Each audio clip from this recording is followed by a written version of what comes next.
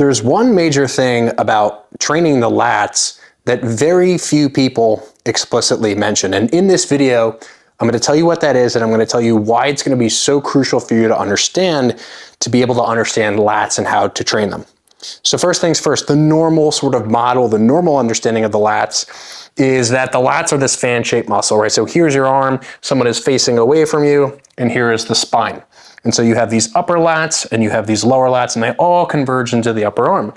And so what people think is, and this isn't incorrect necessarily, but they just think, okay, to train the lats, I need to just move my arm, and I need to move my arm sort of outward this way, and then inward toward the body that way. And although this is very important to understand, the secret that I think very few people are talking about is not the lat's role insofar as it moves the upper arm, but actually insofar as it moves the shoulder blade and the collarbone.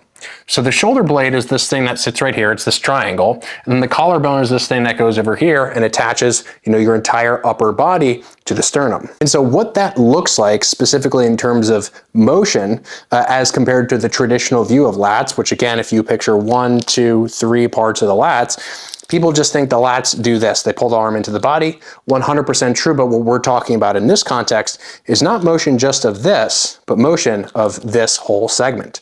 So not just one bone, but 1, 2, and 3 bones simultaneously in this sort of sliding, gliding direction. And so what does this mean in terms of implication? Well, from the perspective of actual training, what we really want to pay close attention to is not motion of the arm. Don't just imagine, okay, I'm pulling my arm down or I'm pulling my arm back.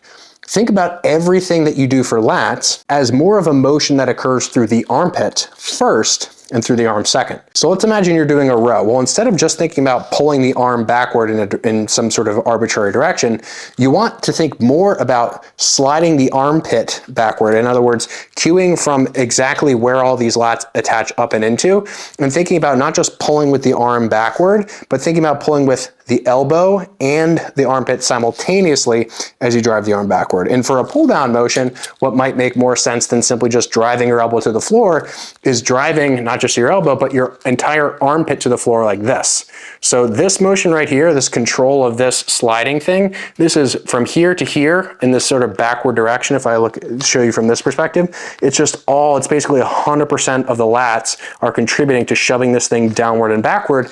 And so we need to think about that primarily because it's something that other tissues of the back can't do, right? Because the other muscles do not attach elsewhere to the shoulder girdle, like the rear delts, they attach between the shoulder girdle, and like the teres major, it attaches between the shoulder girdle.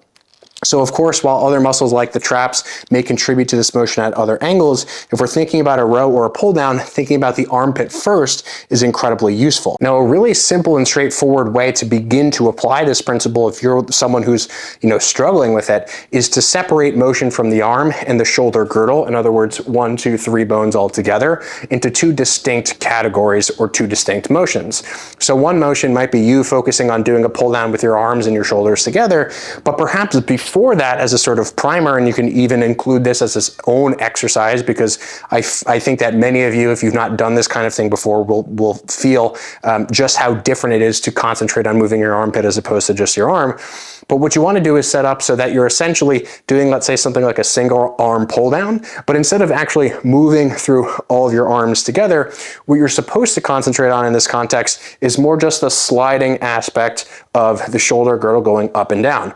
In other words, you're just going through what is known as shoulder elevation and shoulder depression. In other words, shrugging and sort of reverse shrugging, as opposed to reverse shrugging, and then moving the arm simultaneously. And once you can sort of begin to compartmentalize in terms of, okay, this is what pulling through the armpit actually feels like versus this is what just pulling with my arm feels like, then you can actually gain an understanding of how those things should feel together with one another, because ultimately, when we do pull downs and when we do rows to train the lats, we want to be able to integrate these 2 motions, because that is what's going to most optimally recruit the lats from a specificity standpoint. So again, just to review, the major point is this: the lats act on the arm, but they act on the shoulder girdle more powerfully than any other muscle in the back by far, specifically in pull downs and rows.